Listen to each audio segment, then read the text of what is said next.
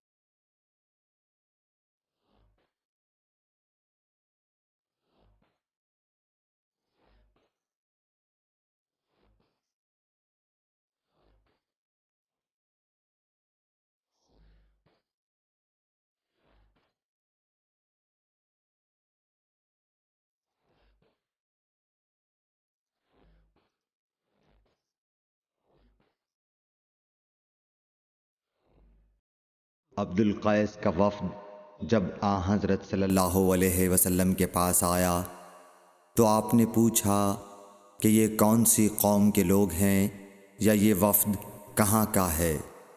انہوں نے کہا کہ ربیعہ خاندان کے لوگ ہیں۔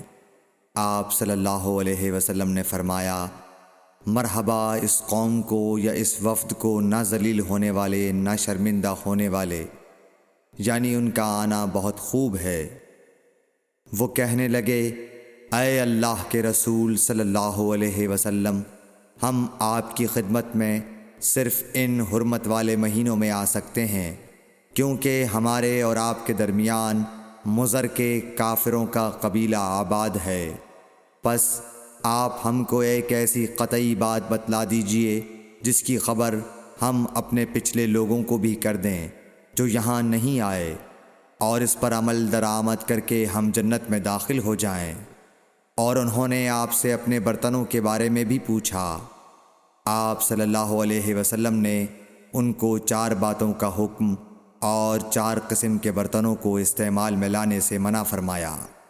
ان کو حکم دیا کہ ایک اکیلے خدا پر ایمان لاؤ۔ پھر آپ صلی اللہ علیہ وسلم نے پوچھا کہ جانتے ہو ایک اکیلے اللہ پر ایمان لانے کا مطلب کیا ہے؟ انہوں نے کہا کہ اللہ اور اس کے رسول ہی کو معلوم ہے۔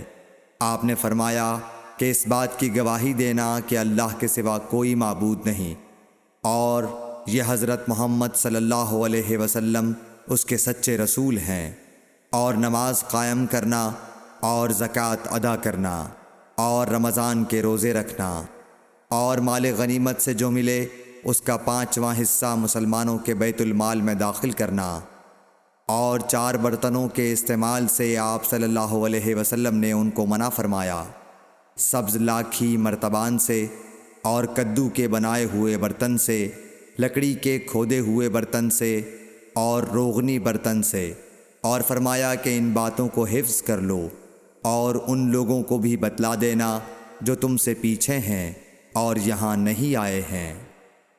صحیح بخاری حدیث نمبر 53۔